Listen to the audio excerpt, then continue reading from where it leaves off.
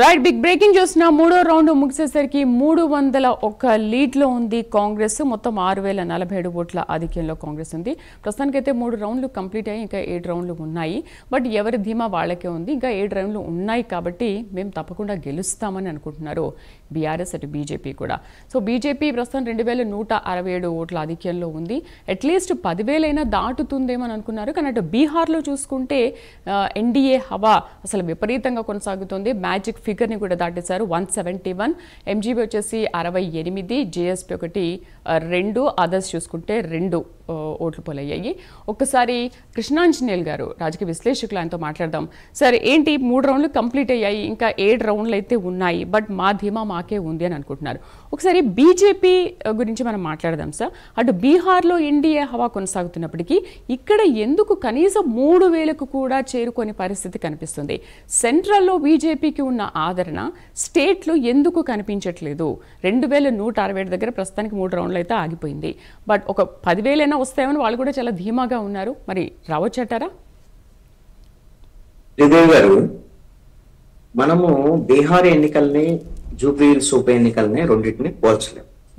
ఒకటి తెలంగాణకు సంబంధించినటువంటి విషయంలో మీరు గమనిస్తే 2023 అసెంబ్లీ ఎన్నికల్లోనే బీఆర్ఎస్ అదేవిధంగా కాంగ్రెస్ పోటీ పడ్డాయి.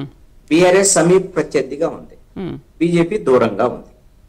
అదేవిధంగా 2024 లోక్సభ ఎన్నికలు వచ్చేసరికల్లా బీఆర్ఎస్ మరి సమీప ప్రత్యర్థిగా ప్రధానమైనటువంటి ప్రతిపక్ష పార్టీగా ఉన్నటువంటి బీఆర్ఎస్ కు 0 సీట్లు వచ్చాయి. 8 సీట్లు అంటే కాంగ్రెస్ తో సమానంగా, కాంగ్రెస్ కి 8, బీజేపీకి 8 లోక్సభ స్థానాలు వచ్చాయి. ఒకటే అమ్మాయి వచ్చినటువంటి పరిస్థితి. అంటే దీన్ని బట్టి అర్థం చేసుకోవాల్సింది ఏంటి అంటే ప్రజలు లోక్సభ ఎన్నికల్ని అదేవిధంగా అసెంబ్లీ ఎన్నికల్ని రెండింటిని వేరువేరుగా చూసి ఓట్లు వేసేటువంటి పరిస్థితి ఉంది. ఒకటి అర్థం చేసుకోవాలి. రెండో అంశం ఏంటంటే ఇప్పుడు అసలు బీజేపీ జూబ్లీ హిల్స్ ఎన్నికల్లో ఎందుకు ఇంత తక్కువ ఓట్లు వస్తున్నాయి? కనీసం డిపాజిట్ కూడా రాదు. దీన్ని బట్టి చూస్తే నో డౌట్ ది డిపాజిట్ రాదు అనేటువంటిది ఎగ్జిట్ పోల్స్ లో కూడా తేలినటువంటి అంశం. ఎందుకు ఈ పరిస్థితి ఉంది అని అంటే వాస్తవంగా బీజేపీ బీఆర్ఎస్ కి రిటర్న్ గిఫ్ట్ ఇవ్వడానికి నిర్ణయించుకున్నది.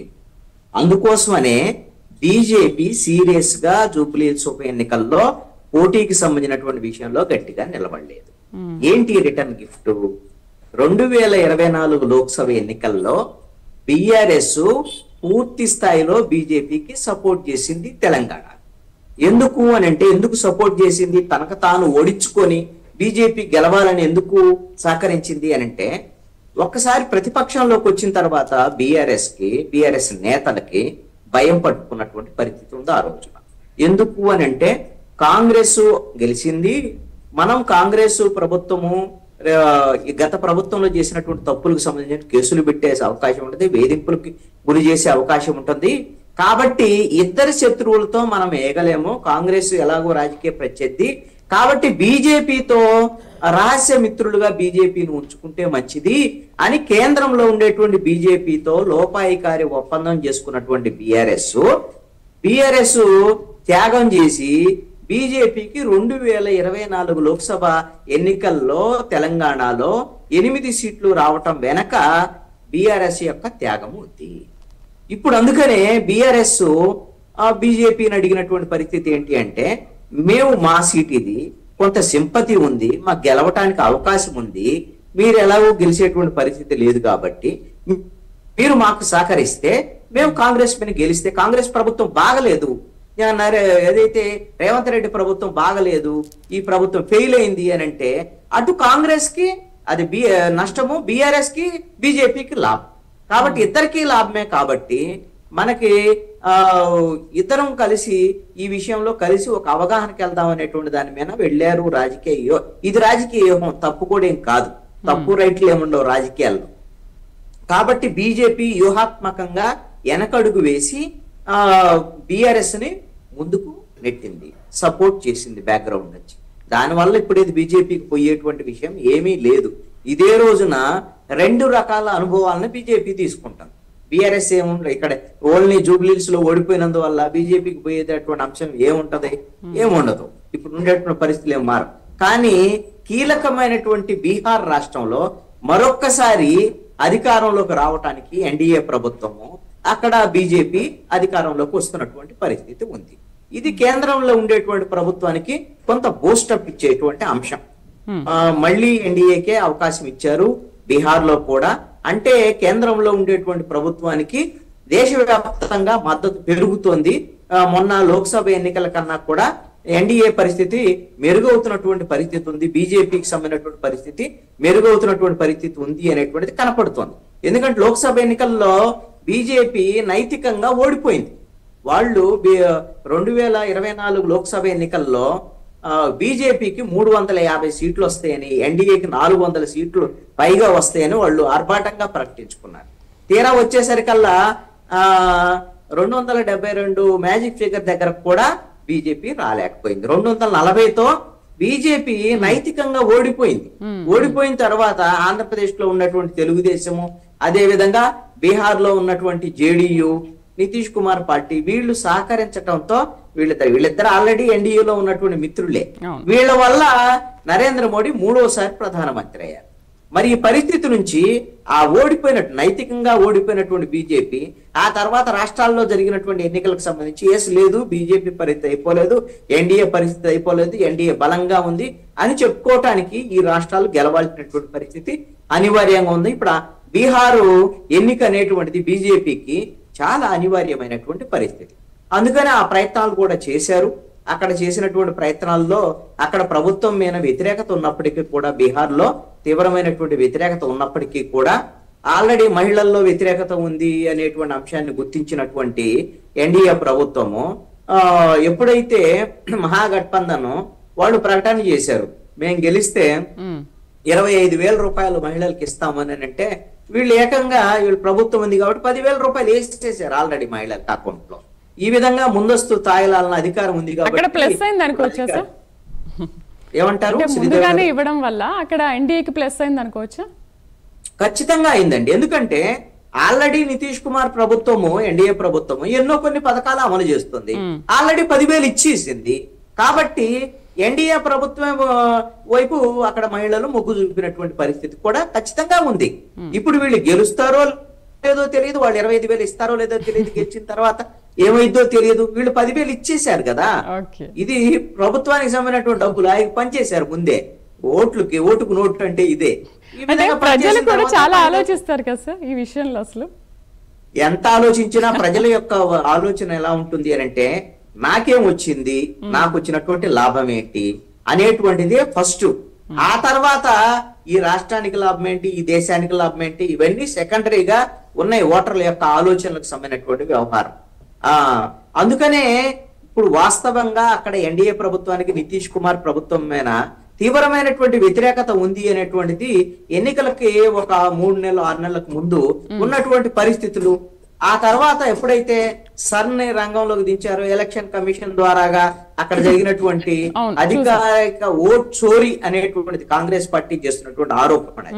ఈ విధమైనటువంటి వ్యూహాలతో ఎన్డీఏ అదే విధంగా బీజేపీ చేసినటువంటి ఈ పోల్ మేనేజ్మెంట్ వ్యవహారము, అదే విధంగా ప్రతిపక్ష పార్టీలు లేకపోవటం, కాంగ్రెస్ ఆర్జేడీ మధ్య సరైనటువంటి ఐక్యత లేకపోవటం, ఇలాంటి అంశాలు కూడా బీజేపీకి ఎన్డీఏకి కలిసి వచ్చినటువంటి అంశాలుగా ఉన్నాయి. ఇక్కడ జూబ్లీహిల్స్ ఉప ఎన్నికలకు వచ్చేసరికల్లా మీరు వన్ సైడ్ గా ఈ ఎలక్షన్స్ ఉంటాయి అనేటువంటి అనుకున్నప్పటికీ కూడా, ఎగ్జిట్ పోల్స్ ఆ విధంగా చూపించినప్పటికీ కూడా పోటాపోటీ పరిస్థితులు అయితే మాత్రం చాలా స్పష్టంగా కనపడుతున్నాయి. 3 రౌండ్ల తర్వాత కూడా పూర్తి స్థాయి మెజారిటీ అయితే జూబ్లీ హిల్స్ లో ప్రజలు అంటే ఏ విధంగా నమ్మి కాంగ్రెస్ ను గెలిపిస్తున్నారు అనుకోవచ్చు. ఇప్పుడు 2 ఏళ్ల నుంచి కాంగ్రెస్ మీద ఎటువంటి వ్యతిరేకత ఉంది ఏంటనేది బీఆర్ఎస్ బీజేపీ కూడా చాలా బలంగా ప్రజల్లోకి తీసుకువెళ్తుంది. అయినప్పటికీ కూడా ఎందుకు కాంగ్రెస్ ఆధిక్యంలో కొనసాగుతుంది అంటే, ప్రజెంట్ ఇప్పటి వరకు చూసుకున్న సిచ్యువేషన్ అయితే ఇంకొక 5-6 రౌండ్లు ఉన్నాయి కాబట్టి చెప్పలేము ఏమవుతుందో. బట్ ఆధిక్యంలో ఎందుకు కనిపిస్తుంది? ప్రజలు దేనికి ఆకర్షితులయ్యారు? కాంగ్రెస్ చేసిన పథకాల్లో ఏవి ఇంతవరకు అందలేదు సరిగ్గా. మరి ఎందుకు ప్రజలు ఇలాంటి తీర్పిస్తున్నారు అనుకోవచ్చు? శ్రీదేవి గారు, ఈ జూబ్లీహిల్స్ ఉప ఎన్నికలకి ఖచ్చితంగా 3 రోజుల ముందు వరకు కూడా బీఆర్ఎస్ అభ్యర్థి ముందంజలో ఉన్నటువంటి పరిస్థితి ఉంది, మాగంటి సునీత. 3 రోజులకు తర్వాత ఏం జరిగింది అనేటువంటిది ఒక అంశం అయితే, అసలు ఈ ఎన్నిక కేవలం జూబ్లీహిల్స్ కు జరుగుతున్నటువంటి ఉప ఎన్నికలాగా కాకుండా ముఖ్యమంత్రి పీఠానికి ఎసరు వచ్చేటువంటి అవకాశం ఉంది అనేటువంటిది కాంగ్రెస్ పార్టీ, అదేవిధంగా రేవంత్ రెడ్డి భావించినటువంటి అంశం, భయపడినటువంటి అంశం కూడా. ఎందుకు జూబ్లీహిల్స్ ఉప ఎన్నికల్లో ఒకవేళ కాంగ్రెస్ ఓడిపోతే కాంగ్రెస్ కి ఏమైద్ది, రేవంత్ రెడ్డికి ఏమైద్ది అని అంటే, ఖచ్చితంగా రేవంత్ రెడ్డి ముఖ్యమంత్రి పదవికి ఎసరు పెట్టేటువంటి విధంగా కాంగ్రెస్ పార్టీకి సంబంధించినటువంటి ఎవరైతే మంత్రులుగా ఉండేటువంటి వాళ్ళు, కీలకమైన కొంతమంది నేతలు కాచుకొని ఉన్నారు. 2 ఏళ్ల పాలన తర్వాత కూడా హైదరాబాదు వంటి అంటే రాష్ట్రానికి గుండెకాయ లాంటి జూబ్లీహిల్స్ లో కాంగ్రెస్ గెలవకపోతే కాంగ్రెస్ ప్రభుత్వ పనితీరు బాగలేదు, రేవంత్ రెడ్డి పనితీరు మీద ప్రజల్లో వ్యతిరేకత ఉంది, కాబట్టి ముఖ్యమంత్రిని మార్చండి, మాకు ముఖ్యమంత్రి పదవి ఇవ్వండి అని అడిగేటువంటి వాళ్ళ యొక్క కాచుకున్నటువంటి వాళ్ళు నాయకులు ఉన్నారు. ఈ విషయము రేవంత్ రెడ్డికి తెలుసు, కాంగ్రెస్ పార్టీలో ఉన్న నాయకులకు కూడా తెలుసు. అందుకోసమనే రేవంత్ రెడ్డి చావో రేవో అన్నట్లుగా ఖచ్చితంగా దాని మీద దృష్టి సారించారు. అదే విధంగా మీరు గమనిస్తే మొట్టమొదటి నుంచి కూడా ప్రచారంలో బీఆర్ఎస్ చాలా ముందంజలో ఉంది, కాంగ్రెస్ పార్టీ వెనకబడి కూడా ఉంది. ఎక్కడైతే అసలు సమస్యలు ఉన్నాయో వాళ్ళకి ఇంటెలిజెన్స్ సమాచారం ఉంటుంది, ఎక్కడెక్కడైతే వ్యతిరేకత ఉందో అపార్ట్మెంట్స్ వారీగా, ఏ బజార్ల వారీగా లేకపోతే బస్తీల వారీగా తీసుకొని ఎక్కడైతే సమస్య ఉందో, సపోజ్ ఇక్కడ మాకు నీటికి సంబంధించినటువంటి కుళాయి సమస్య ఉంది, వెంటనే ప్రభుత్వానికి సంబంధించినటువంటి అధికారులను పంపించి వాటిని పరిష్కరించేటువంటి ప్రయత్నం చేయటం. కొన్నిసార్లు మాకు ఇక్కడ యూటర్న్ వల్ల సమస్య ఉంది అని, ఎక్కడ సమస్య ఉంది దాన్ని మళ్ళీ ట్రాఫిక్ పోలీసులకు సంబంధించిన దాన్ని యూటర్న్ కు సంబంధించినటువంటి అంశాన్ని మార్చటము.